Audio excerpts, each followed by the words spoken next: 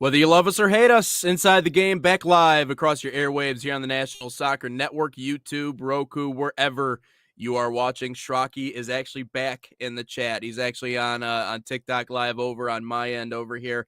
I was just telling Ryan before the show, I got a few new devices yesterday. I updated my plan at Verizon, so I got me not only a new phone, but a new tablet as well. So I'm allowed to, I can watch this as we're doing it. Got multiple screens in front of me, so we're good. But welcome back in to everybody joining us on Inside the Game, whether that be on social media, wherever you are watching us here today. Check us out on social media at National Soccer Network, as well as Sports Nation, that is sports with a Z. Ryan, couple things I wanted to get to before we get into our soccer conversation. Again, quick update to those who are joining us here today. Our show is only going to be 1 hour long, so we're only going to have a 1 hour show today. They got some other things they have to get ready for on the other end back in the studio. So we'll keep it brief today, and we'll keep it to soccer. But I wanted to say, first of all, happy National Cheese Ball Day. The memories of getting cheese balls or Cheetos versus candy when I was a kid is just something that still sticks with me to this day. I don't like Cheetos for that specific fact. Like that was just a lazy workaround to get Cheetos or cheese balls as opposed to actual candy. But the other thing I wanted to say, it's also National Bat Appreciation Day, not baseball bat, but like the animal, the bat. And you said you had an interesting story as it pertains to bats. And now I'm interested to hear what we got going on. Yeah, I got a couple stories from bats. Okay. One, Oh, couple stories. All right. one lived in our college house. Just lived downstairs in the basement. I All had right. a couple run-ins with him a couple of times. One was like 3 in the morning. I was going to go use the bathroom, and right outside our bathroom is like a closet, and there was like a Mike Tyson thing covering the open closet there. There was no door there. And as Hmm. I'm walking around the bathroom, a bat shoots out and goes downstairs. I'm like, okay. And then there's this other So this is time a where, friendly bat, or was he a yeah, he was just territorial chilling. bat? Because I'm He was just getting it. chilling. Really? Okay. Yeah, he never All attacked right. or anything, but he was just chilling. And then Just couldn't the next story instigate. about a bat All right. was the same bat. I was just chilling in the living room and watching the Pistons versus Knicks last year in the playoffs, and just comes around the corner of our basement, comes through the kitchen, and then comes in the living room, and it's just right there. I'm like, oh shit. And Mm. Mm. it's like circling it at the top and then goes back downstairs. I'm like, okay, nice bat. So yeah. Interesting. All right. So clearly he's been trying to escape for a long time, and he can't find a way out, but he'll He continue to escaped try back 2 years anyways. ago. He escaped 2 years ago, but he came Oh, back. he did. So he came back. Yeah, Why did he come back? Did he have a little habitat downstairs? You guys see where he lives? Did you he check all couldn't the find dark where he corners? lived. I mean,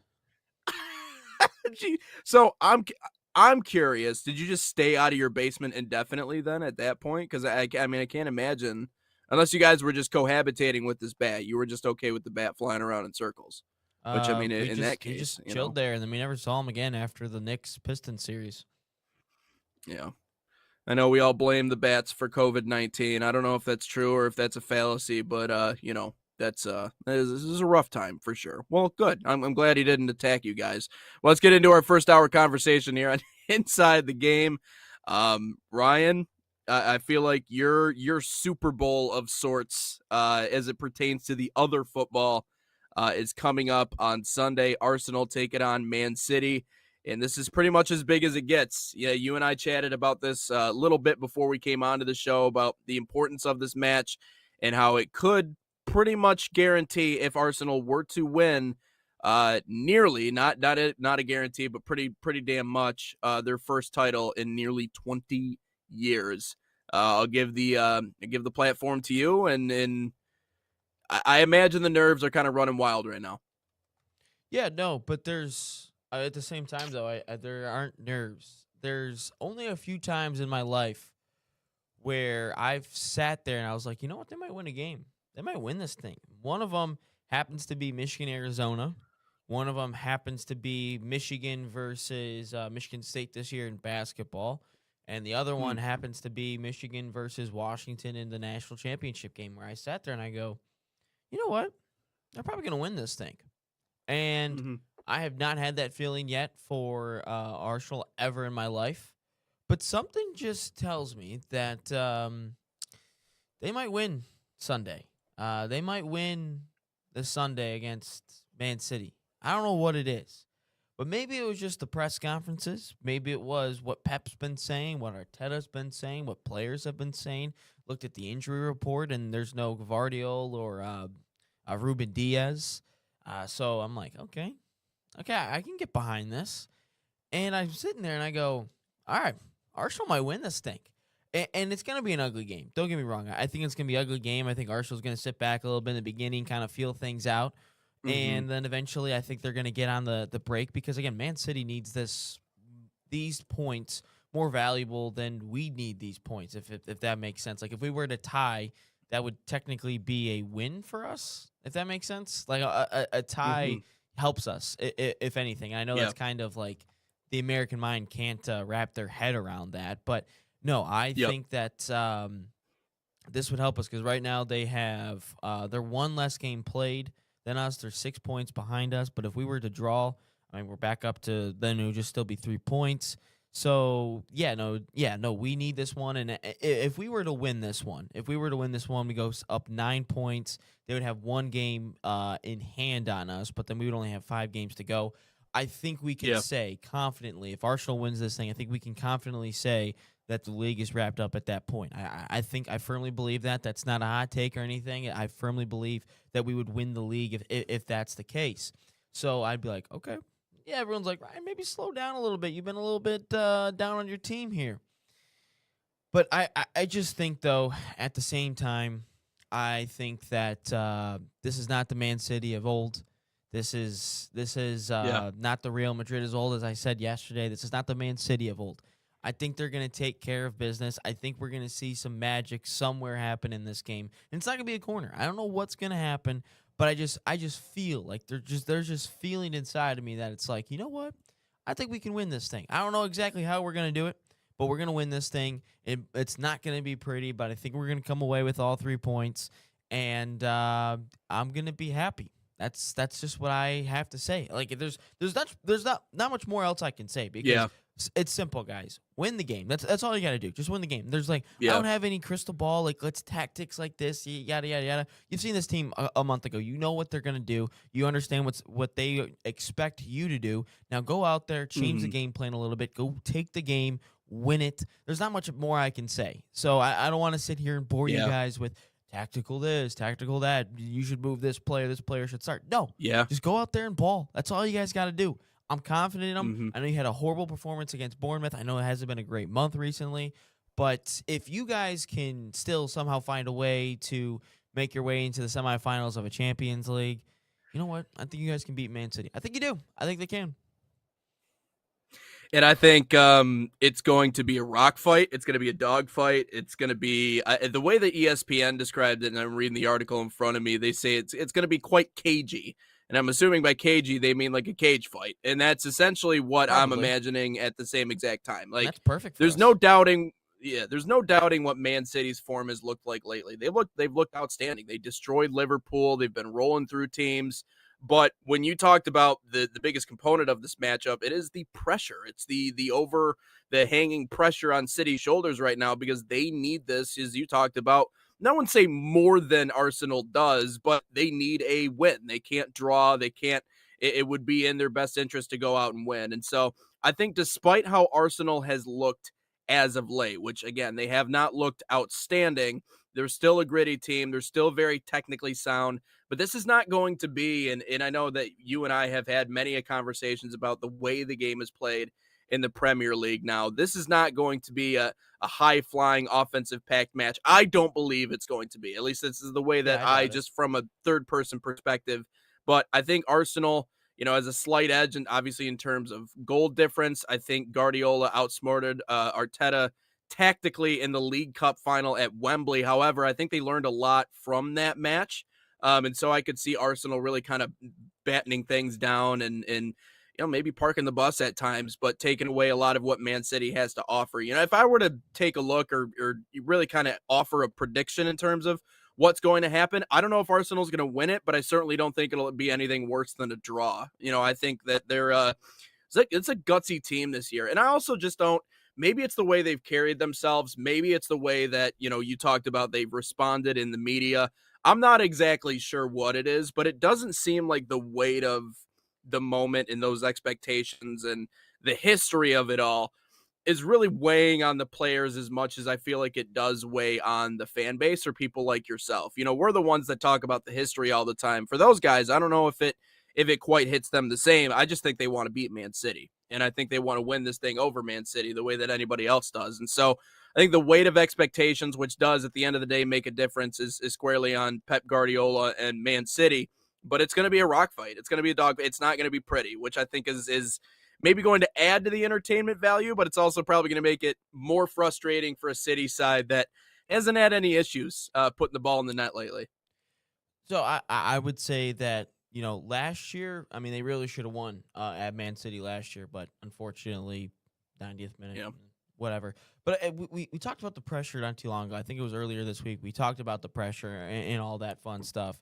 And there's an ultimatum out there, whatever it is, whatever you want to call it. And it Yeah. just feels like since that ultimatum has been put out into the world, Arteta's been calm. Like he's been like he needed Yeah. an ultimatum. I don't know, but like it just feels like he needed that ultimatum, and now all of a sudden he seems more calm. The players seem more calm. Like Yeah. there's always been a knock on Arteta where it's like, they all the players react because he's so emotional. That's true. He's a very emotional coach. He's very Right. he's not a rah-rah guy, but he's very emotional when it comes to managing on the touchline. And I would agree with that statement, but at the same time, I think that may have gotten to the players a little bit where, okay, our coach is a nut job, baby. We got to be a nut job too. But it seems like he's been more calm. Yeah. The players have been very calm. Like they know what the standard is and everything. Like I get it. They've lost like one Premier League game in the last like 6 go-arounds or something. So like one game, obviously that's going to hurt you. But I think though, with what happened last year in terms of all this, the psyche of this team, where they went into that Etihad and probably should have won a game down 10 men for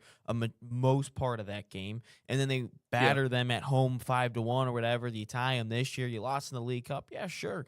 But at the same time, that's like, again, I don't know why you played Kepa to begin with, because Kepa ruined the whole game. But they didn't beat. They have not beaten Arsenal at full strength since 20. Gosh, that's a long time ago. I think the last time they beat us was 2023 at full strength, right? 2022 at full strength. Yeah, I don't know the last time they beat us full strength. Probably I think 2023. I think that was the last time they beat us full strength. So it's been a minute. Like, yeah, they beat us in the League Cup or whatever, but it has been a long time since they beat us at full strength. And hey, at one point the students got to outsmart the teacher, and I think we're getting to that level. And I just like. There's not much I can say about this game really outside of just go win this thing and what can happen for the psyche. And the scariest part about all of this is if we eventually win a trophy, we win the Premier League, we win the Champions League, I think the floodgates are just going to open for this team and winning things for the next couple of years. It's just all about getting that first title, getting that first championship, winning, just getting that that mental memory, that muscle memory of just lifting things, and that's what I think that eventually, and it creates a destination. Oh boy, Mm-hmm. it's gonna open some floodgates. Yeah, and it creates a destination, and that's when you do that, and players realize that you're a champ, you have a championship pedigree, then they're going to want to play for you. They're going to want to transfer in and be a part of it. It's been so a that's what destination. We just haven't won anything. Yeah, it's always been a right. destination. It's a massive club. It's a Right. Manchester Yeah. United will always Oh, be yeah. a destination unless they Mhm. go down to the championship or something somehow and they get relegated. But no, Yeah.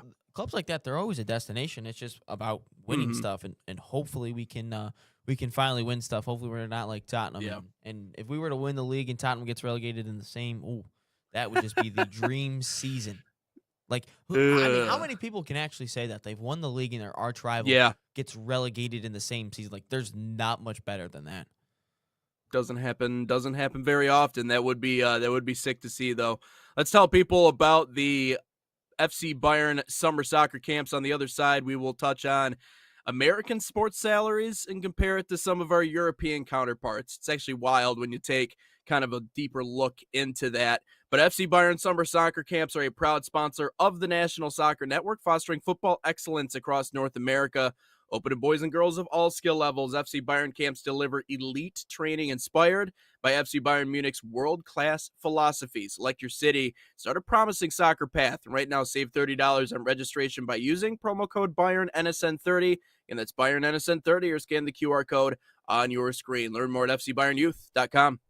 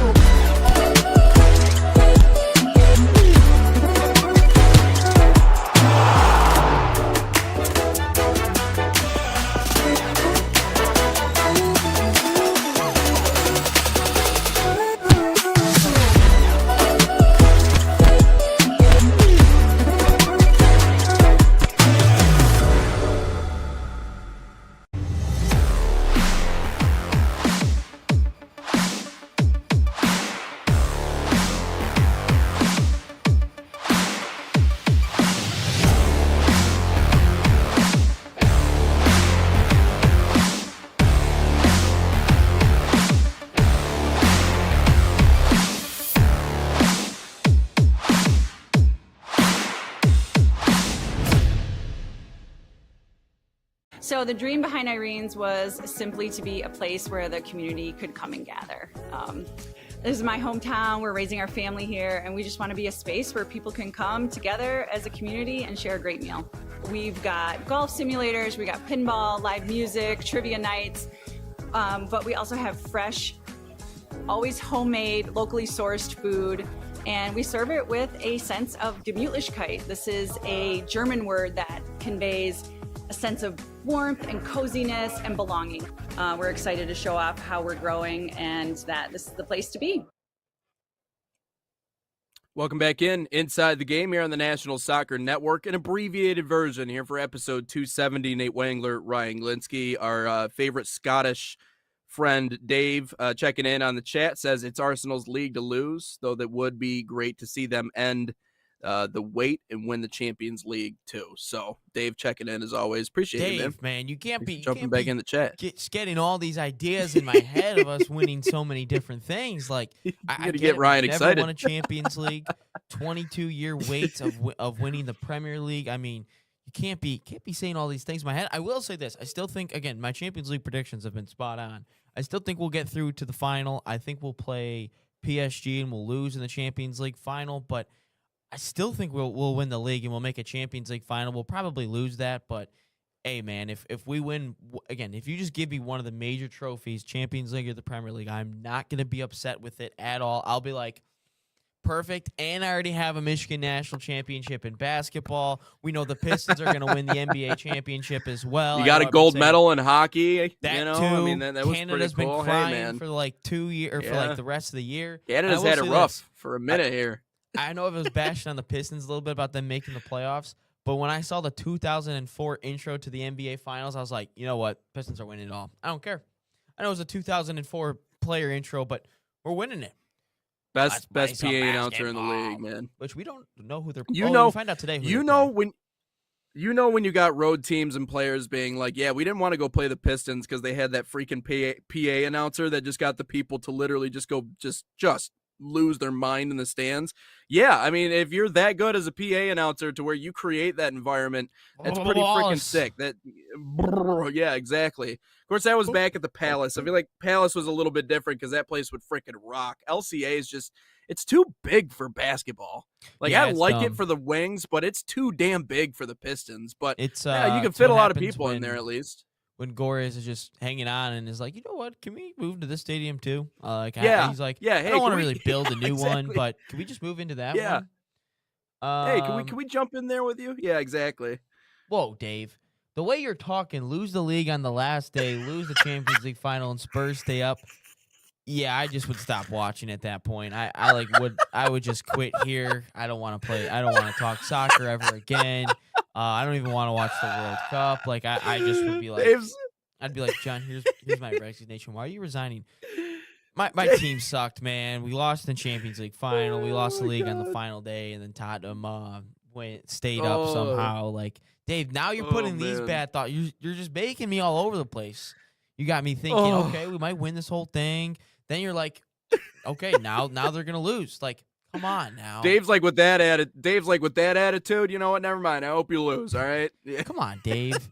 That's great. Come on now. Dave flaming. I just hope we don't come rage home baiting too the rage soon. baiter. Just hope we don't come home too soon. Dave.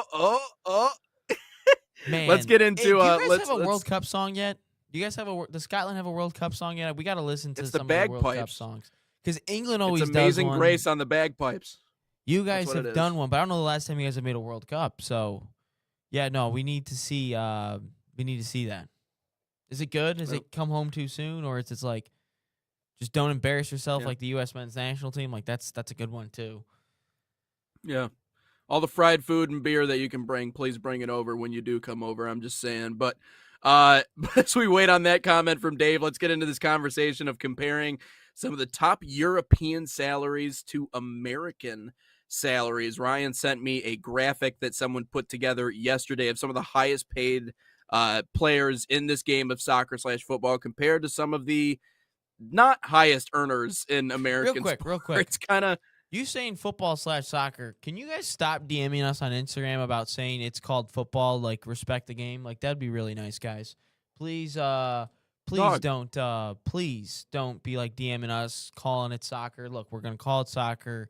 We're not Li- disrespecting the game. We just have like two different things. We got the NFL draft next week. Please, just like Yes. stop DMing us about Yes. that. Right. We're talking to an American audience here, right? So I just can't call it football because then everybody's Dave, going he's every Scottish. single direction. Which he said the Right. last Well, song Dave. was "Don't Come Right. Home Too Soon" back in France '98. If you guys made a song that said "Don't embarrass yourselves" like the U.S. men's national team, that'd be cinema. That'd be great. Yeah. They don't have a Jelly Roll over there to make their Yeah, make their more on the nationals. musical halftime performance too. Again, just poor choices all Ugh. around. Yeah, we'll get into that. But do you well, let's get into this graphic and this comparison a little bit. This is wild. And I guess it makes sense when you think about it, but what do you got for us? Oh, all right. You said you had a graphic sent in your hand. Okay, let me pull Oh it no. up. All right. So we just American athlete salaries to the top soccer players in the world. One of them, Desmond Bain, who is like not even that good, $36 million a year. Kylian Mbappe, who is taking a lot of heat recently, $31 million a year compared to Desmond Bain. Like Desmond Bain's not even that good at basketball. Then you have Tyler Hero, who's making $31 million. Again, not that great of a basketball player. Harry Kane making $25 million. How does that make sense? Harry Kane's got like 30 goals on the year plus, and Tyler Hero I don't think is that great. Now this one gets a little interesting. Josh Hart, $20 million a year compared to Lamine Yamal, $16 million a year. That does not make any sense whatsoever. That doesn't add up. This one doesn't make sense either. Wide receiver for the Indianapolis Colts, Alec Pierce, which I think he got traded. I don't think he's on the Colts anymore. He got traded to a different team, but he's making $30 million a year for a mid-wide receiver. And Vinicius Jr., who again I don't like him either, $25 million a year. This is just not adding up. And then you have It doesn't. Jordan Poole, $31 million to Erling Haaland's $27 million. That Jordan Poole's not even that good at the game of basketball. The only reason he's got this contract is because he played well for like 2 weeks. This one gets bad too. Contavious Caldwell Pope, $21 million. Bukayo Saka, $15 million. He also makes more money than Jude Bellingham, who has $20 million a year. And you know who makes more money than Jude Bellingham? Jaden McDaniels. You guys might get KD, but we got Jaden McDaniels, $24 million. And then to wrap things up, so it keeps going. PJ Washington, $14 million. Pedri, $12.5 million a year. Wait till I tell you about what the quarterback at Michigan makes, Bryce Underwood. And then Calvin Ridley, $23 million. God, he's not even that good either.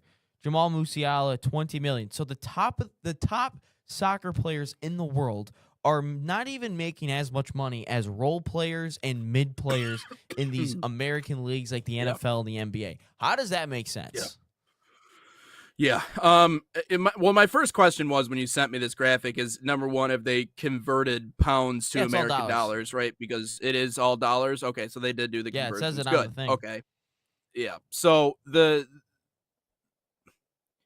listen, wild in comparison. And I was talking about complacency the other day, and I really got into that when it came to pro rel in the United States in terms of putting pressure on clubs and what it may not be. But, I made the point that complacency is worse than death. And I believe that stupid money in American sports has created a level of complacency in the NBA, which is just absolutely killing the sport. I don't even like the NFL it is a dumb league. Now, the NFL has certainly become more soft. Yeah, we could talk about, you can't touch the quarterback and you protect the stars. And there's a lot of, and it certainly seems like a lot of NFL games are fixed. I'm not going to say that our conspiracy theorists are all correct and that they're all right in their assertions that every game is fixed and Vegas, runs a thing. But I do think there is some level of conspiracy in the national. Well, there's just some level of conspiracy in the National Football League just because of how much money and power they do have in the U.S. Like, baseball has not been America's sport for half a century. Like, it has been football. It will continue to be football. American football, for those people who are watching our show who are going to have a panic attack because of me calling it that. American football. But it is the stupid money in the National Basketball Association. It's just it is killing the sport. It's hard to get people excited about even the playoffs coming up when the entire regular season is a joke. And herein lies the problem. This is why we have an issue. Because you are making more money than God himself, and yet the NBA has to tell you, hey, you can only take X amount of days off. You can't show up in street clothes half the season when you're pulling in 50, 60, 70 million dollars, and some of the top performers across the pond are not even making that amount of money. Like, you are getting paid more than pretty much any other human on the face of the earth to play a sport, and yet you're sitting out because, you know, I don't know, And you these stubbed soccer your toe players, this morning. like, damn near And these kill guys play themselves. what, 8-9 months playing for their country, You- playing for their club. Like, I never want to hear another American fan of like the NBA or any other sport call soccer players soft, because if these guys are able to I got a actually video live, to show you later for question of Well, the day that might show that well, soccer players are maybe kind of you know, soft. maybe the flopping is a problem. But then again, you could say the same thing about the NBA. Yeah, they do But flop a in lot. terms That's of right. the endurance, in terms of what the toll that it takes on the body, I mean, to play that long in that many games, it actually feels like, well, they lived up to their expectations of their salary. Meanwhile, it's like, you know, like we're paying a guy $100 million here in the NBA and he only plays 60 some odd games and they finish in 5th place in the standings, but hey, it doesn't matter. At least he made the playoffs. Now the real season begins. So it is. I think the greed has created complacency in the NBA, and I think that's what has made it such a lackluster product compared to what it used to be. It just doesn't. It seems oversimplified, but it does really feel like players aren't playing for the game anymore. They're playing for the vanity. They're playing for their image. They're playing for aura farming or whatever the hell the kids call it these days. That's what the NBA feels like in my personal opinion. And so, and I think it certainly does that. I don't know. I think it's way too damn much. It's way too damn much. So I just searched up a little bit, did some digging on the highest earning soccer players as well.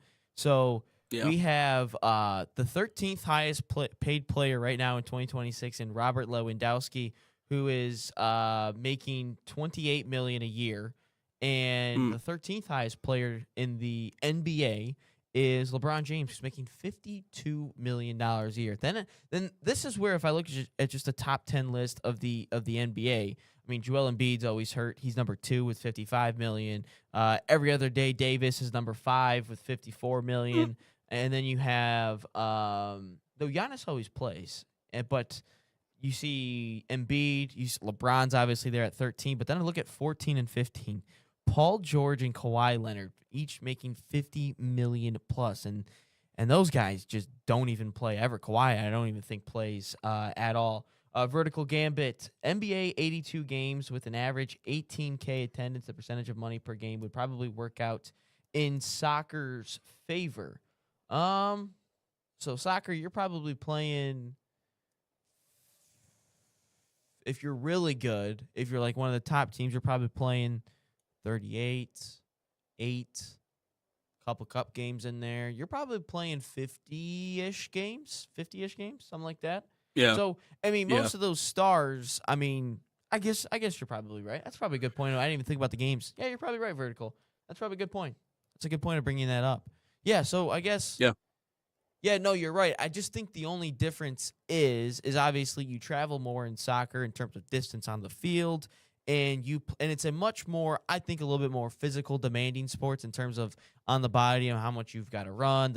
Again, it's a physical sport. Anyone that tells you it's not a physical sport is lying to themselves, and they're just trying to cope, and they just hate soccer to begin with. But it's a very physical, demanding sport, and they don't rest. Like they're not like every other day Davis, who's like, I just want to rest. Like, you'll see that in the MLS. We talked about that. We talked about that the other day about that with all the players resting in the MLS where they rested the full starting Yeah. 11 because they wanted to play in CONCACAF. That doesn't happen in these leagues. Like, yeah, they might miss Yeah. a game or two just because the manager's like, okay, dude, you've been playing way too much. But like the players don't just like go up to the manager and be like, yo, bro, I'm just not playing today for load management purposes. Gambit also mentioned that's how baseball salaries could be so high. Yeah, that's why Javi Baez is making like $25 million a year, and the dude sucks. So yeah, no, that makes a lot of sense. But it's just Well, and you have to consider there's no salary cap in Major League Baseball too. So I mean that's when you allow teams like the Dodgers to just spend whatever it is the hell they want to spend. But yes, yeah, I see where he's going with that. And But go ahead. I mean, we haven't even gotten to the NIL part yet. Like, we haven't even gotten to what college athletes, what 18-year-old kids are making. I mean, Bryce Underwood, before he even took a snap at Michigan, was making $3.5–4 million a year, and the dude stinks. That guy's awful. Hopefully, he's a little bit better this year. But I mean, the NIL is out of hand as well. Like, I don't know how much money that American like athletes on average, like if you were to take every athlete in America that plays like at the top league or the top Division I, whatever it is, like they've got to be making stupid amounts of money. Like Badunga, who is not even that great of a basketball player, is making like $4 million a year at Louisville. How does that make sense? Yet we have the top players in the most popular sport in the world barely making $30 million a year. And barely that was the part. In that was the part of the they play like 30 conversation. games. Yeah, right. Not even. That was the part. It has more to do with how the valuation of the organization itself and everything that goes into that, whether it be media rights deals, like the actual organization, the valuation of that is what brings up the amount that you can pay your players. I don't. It has to do with playing more games. Baseball salaries are disgusting. Baseball salaries are out of this world. There's only one sport in my mind where you'll see a 12-year, 13-year, 14-year contract, and it's typically baseball. And it typically doesn't work out in teams' favors, a.k.a. Mike Trout. You can look that up yourself. But no, I mean, I certainly see where he's coming from with all that. But that's what I said before this conversation. Like, the college component is what would throw Europeans for a loop. Like, there are 18-year-olds in college who are getting paid, like we said, Bryce Underwood. What were you going to say? Kids in high school are getting paid like $50K a month just to stay committed to a school. Like, they haven't played a snap yet, but here's $50K a month just to get you going. And also, we haven't got to the true NFL part yet. Kyler Murray is making $46 million a year, but Tua Tagovailoa is making $53 million a year. That doesn't make a ton of sense. Like, if we're looking at the top soccer players in the world, Dak Prescott's making $60 million a year as well. What has he done? Obviously, that's the Cowboys, so the Cowboys always want to be the best at every single aspect besides on the field. But they, like, Deshaun Watson, $46 million a year. This one makes 0 sense. Kirk Cousins, $45 million a year. This dude's won one playoff game in his life, and he's making $45 million a year. Like, that makes no sense. A couple of comments coming in. Baco, wow, never knew that. All this time, the pundits and fans are saying soccer players are getting paid so much.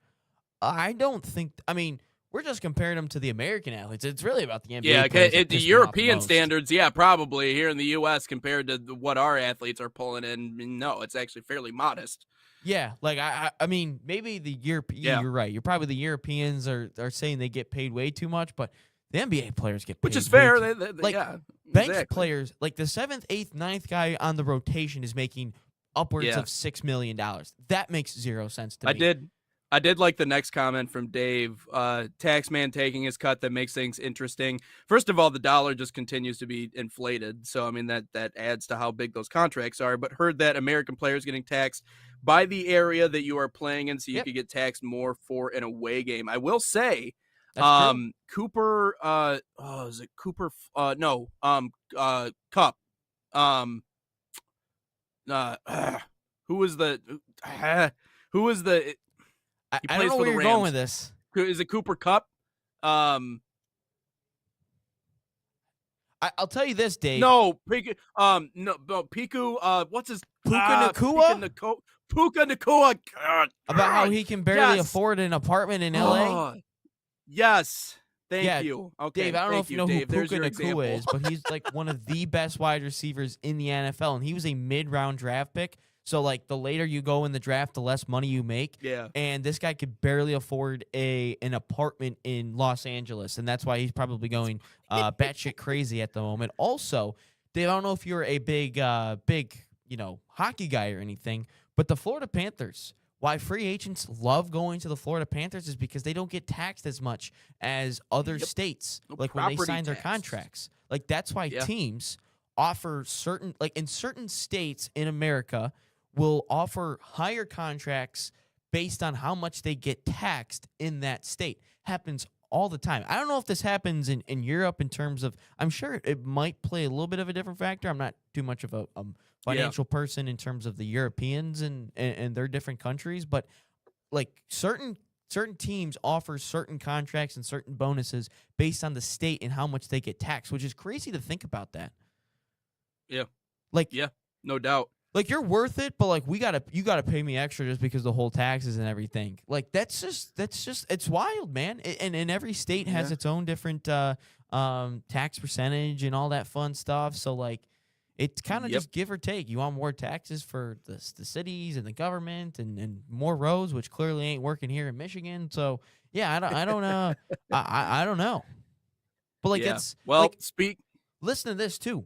Hockey, like obviously hockey, one of the main sports. Like a high contract is what, like $12 million a year, $13 million a year, something like that ballpark. Yeah. Like I remember when Larkin signed his contract, where he was like one of the higher paid players. He was making, I think, just north of $10 million a year, and I'm like, that's a good contract. Nothing. Like, I'm looking at Contagious Nothing. Caldwell Pope, who's making $15 million a year. I'm like, this dude ain't even that good. Yeah. Yep. Crazy. Well, speaking of Americanization, something else is being Americanized. That's the World Cup. And I think people are starting to look at it and look at the way that we're treating it and go, it's our fault. That's not our fault. We didn't ask for any of this, but they're certainly mixing things up. I'll just say this. We'll talk about I'm not mad at it, but as long as you make the right choice, which I don't think they are, then yeah, I'll get mad at it. All right, that's fair. Let's talk about Barca Academy, proud sponsor of the National Soccer Network and the official academy of FC Barcelona in the United States. Designed for boys and girls ages 6 to 18, Barca Academy camps follow and replicate the FC Barcelona game model. Same philosophy used by Barca's professional coaching staff. Right now, you can save $30 on registration by using promo code FCB30 or scan the QR code on your screen. Find a camp near you at fcbarcelona.us/camps.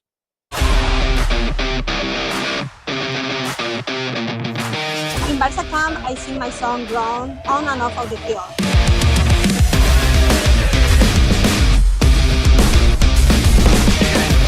Don't miss the time to register. Sign up now for Barca camp.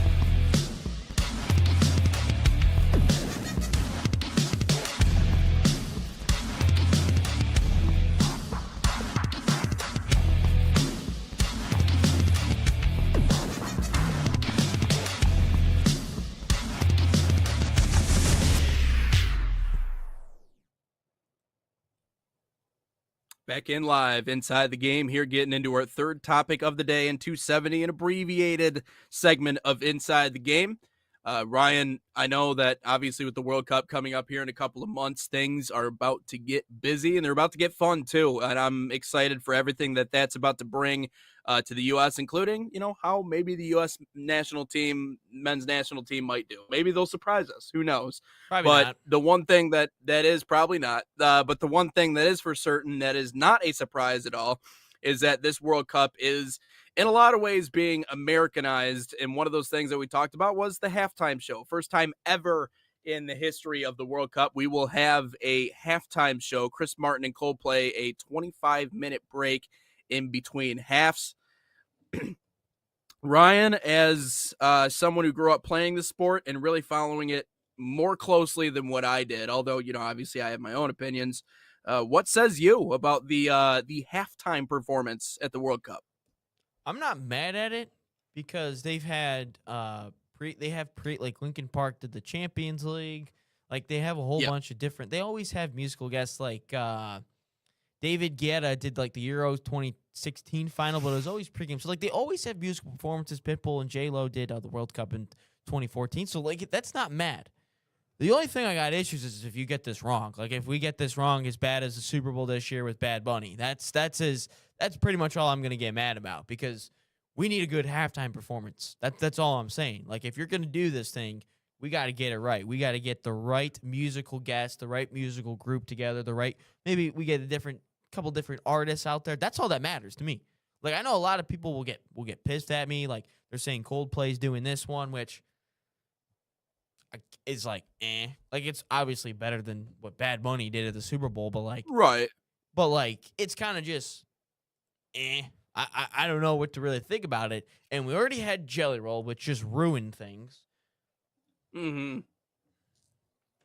Like, I'm really scared for like one of our people that are working the Did that one Oakland just broadcast today evaporate? that's Did that gonna one walk just in? But no, Jelly Roll's already there. They've already messed up that. But if we mess this up again by putting in another, I don't know, dumb music performance, then I'm gonna get pissed. But if we get this right, we put the right group of people together. I'm telling you, this will be a blast. I think all of Europe will agree that it's going to be amazing. The whole 25 minutes, it's never affected the NFL teams for having it. I'll tell you what was dumb was having the Chainsmokers in between the final 4 games. That was dumb.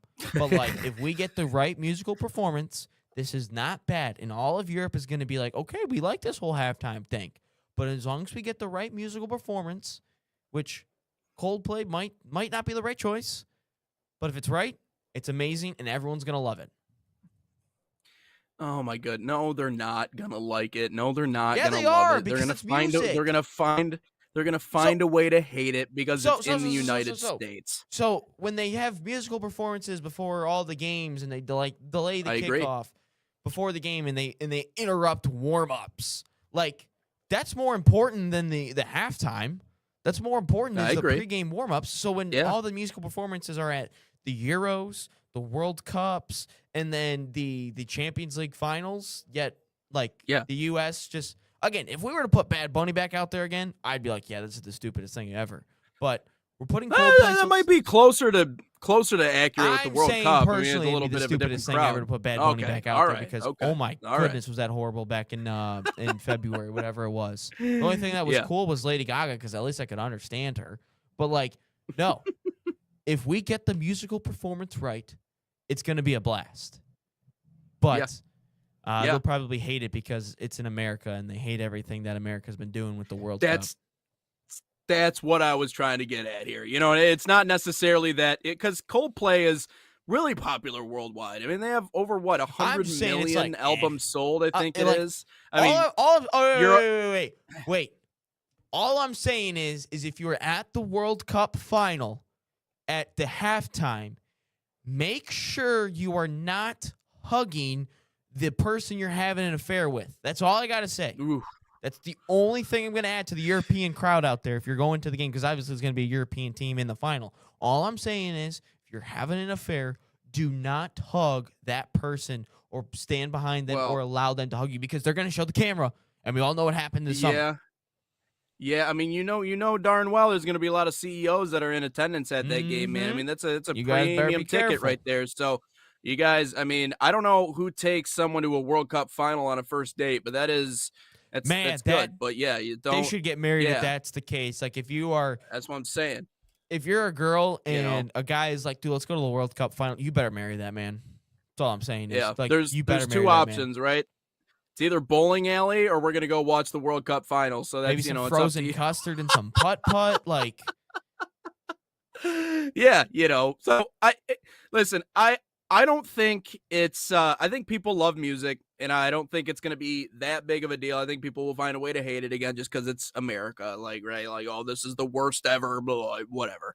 Don't get me wrong, the artists are not the problem. Coldplay is immensely popular across the world. Chris Martin is very popular across the world. Both of them have, hundreds of albums sold everywhere. So I don't think I think they actually put a little bit of thought, FIFA did, into who they were going to put out there for the halftime show, because these are two bands that are well known everywhere. And you don't even have to be the best band in the world. So long as you know the words or you know a couple of songs, that's all that matters, because it's tough to get an artist that is known everywhere in the world. Like, yeah, we can have great American artists or they can be great whatever, but that doesn't mean everywhere else that they are the same way. So I think Coldplay and Chris, what?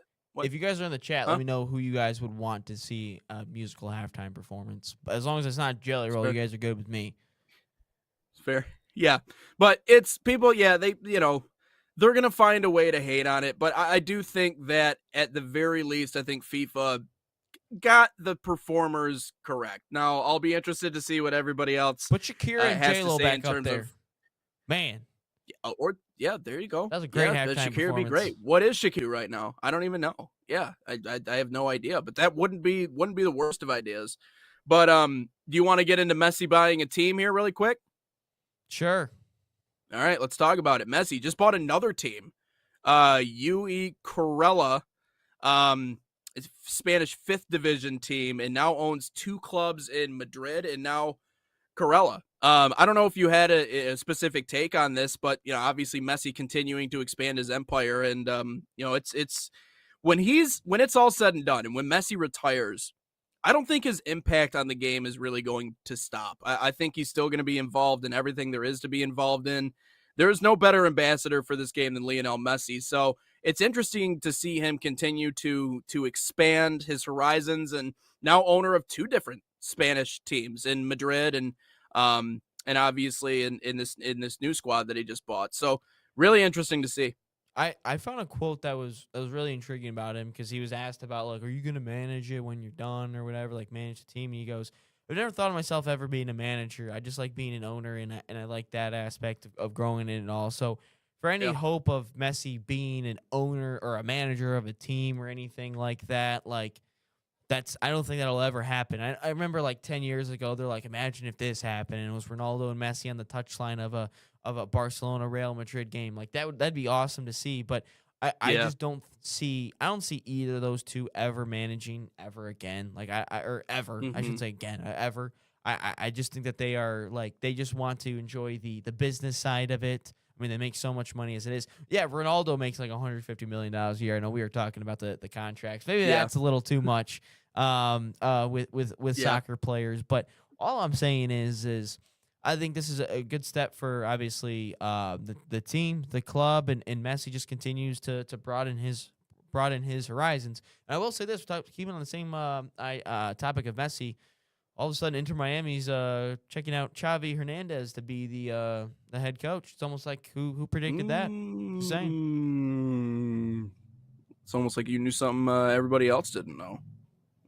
It's almost like you got insider information, I believe. And I will say, I don't think, not just because you're the best player doesn't mean you're going to be a great coach. Like, and I don't think Messi really wants to coach. Like there's a reason why Michael Jordan never coached. MJ is the first example I thought of. Yeah, he's an owner. He never coached. He was a GM. So like, but he was the one in charge of getting the coaches and the players and everything else. And I think he was having too much fun gambling and doing all that stuff than to really care about putting the team in a good position. Because I don't know, MJ was a great player, man, but he still has, there's certain things about just waiting for the day that LeBron James becomes a head coach of an NBA team.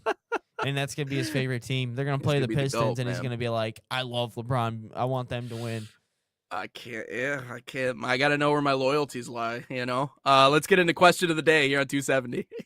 Question of the day presented by Salt Athletic, an official sponsor of us here at the National Soccer Network. Use promo code NSN15 to save 15% off of that #1 smell-proof cleat bag.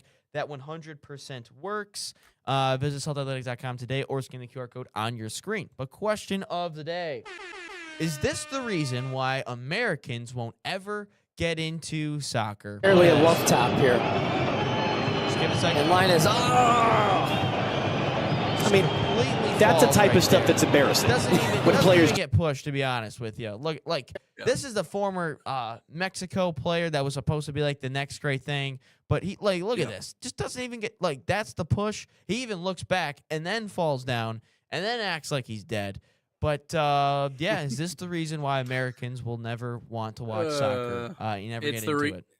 Yeah, it's the reason why the other day the Gen Z soccer proposal from Napoli's president. There were a lot of things on there that I didn't like. However, the one thing about like flopping and finding a way to deal with that, I think is very important. And now that we have the technology that we do with cameras being all over the place and replay and angles of everything, like maybe once upon a time this was strategic because if the referee wasn't Yeah. looking your way and you were able to sell it, yeah, then obviously. But now it's getting ridiculous because we can see it, point blank period. Like that was an acting job of an extreme proportion.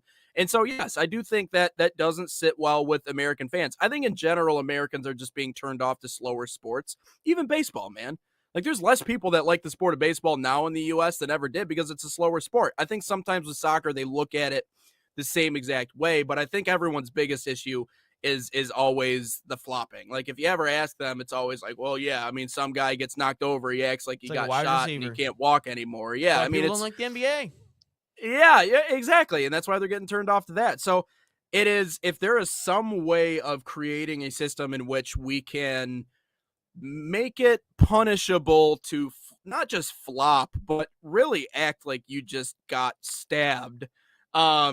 If there's a way of kind of curbing that, then I think that would help out a lot in terms of Americans looking at the sport the way it should be, which is it is a very physical sport. It just sucks that every time there's a collision, an NHL guy gets slammed into the boards. Like I think about the way like Larkin got hit in the Olympic games, when he went back around the net and McDavid got him. I mean, it looked like he was murdered. I didn't know if he would ever get up, and then he gets up and continues playing. Like I'm not here to be like Mr. Oh, let's compare hockey players to everybody else and toughness. Blah. Like they have equipment, they have all this other stuff, but still, like it to an American audience to see like a tough slide tackle, and then the 10-15 minutes that follow of my God, my leg. Okay, just tie my shoe and then get up and get back to playing. Because I got what I needed out of the referee.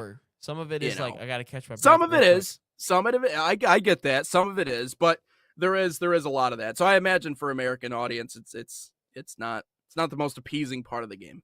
Yeah, I'd agree. That's why a lot of people don't like soccer. At least growing up, though, they flop all the time. Nate, real quick before we head out, I need you to tell me about Manchester City soccer camps. Oh yes. Yes. Let's do that. Man City Soccer Camps are a proud sponsor of the National Soccer Network, bringing world-class training inspired by Man City's global football philosophy.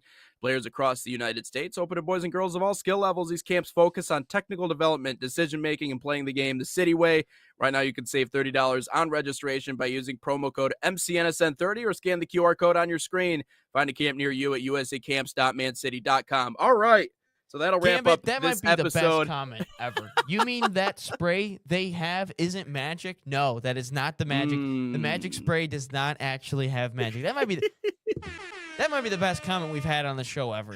That was an unbelievable comment. Like every American hates the whole magic spray. This and like it doesn't mean anything. Like I remember in the 2014 World Cup, the first time I ever saw the magic spray was Neymar got tackled and like he was completely fine, but they just sprayed stuff on him. I'm like, what's that supposed to do? Like what's that supposed to do? I guess our Dave. equivalent would be like LeBron doing the powder before the game start. Yeah, that's stupid too. Dave, it's crazy how big European players flop about, Yet you watch a lower league game, they have the same tackles as that, and players bounce up. Players. That's a very good point. Maybe that is just a sense of I need to try to get to the next level. I need to show everyone that I can play at the next level. I have toughness. None of these tackles at the next level are going to scare me or anything like that. Maybe that's the sense of it because, everyone always says when it's not like the professional leagues, like college, you'll see it, or maybe like you'll see lower minor league teams or whatever it is. Like they always play harder or whatever. I think it's that's just a way of we got to prove ourselves to everyone else or any scouts out there, coaches, GMs, whatever, directors. We can still we can play at this next level. I think that's what that's more about.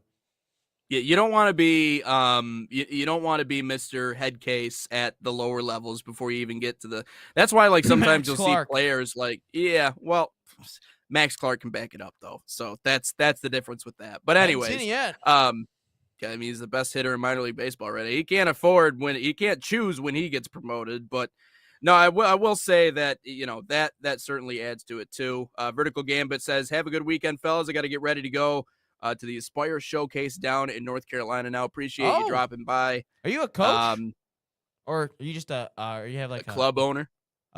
Club owner, you coach, have a kid playing, and just a parent.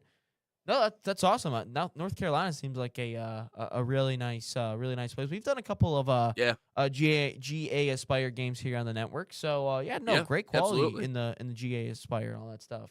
Yeah, absolutely. But we appreciate everybody dropping in. Baco, Dave, as well as Schrock there for all of 5 seconds. Anybody that dropped into the show here today, appreciate you guys dropping live chats. We're back at it tomorrow with our typical time, or not tomorrow. Tomorrow's Monday. Saturday. We're back at it on Monday with our 2-hour format. But until we talk to you guys then, keep it locked, and we'll talk to you on Monday here on Inside the Game. Oh, he's got a kid on the team. Well, good luck to your kid. I see that. Gambit. Good luck to your kid. And safe trip. Go safe get travels him. Down.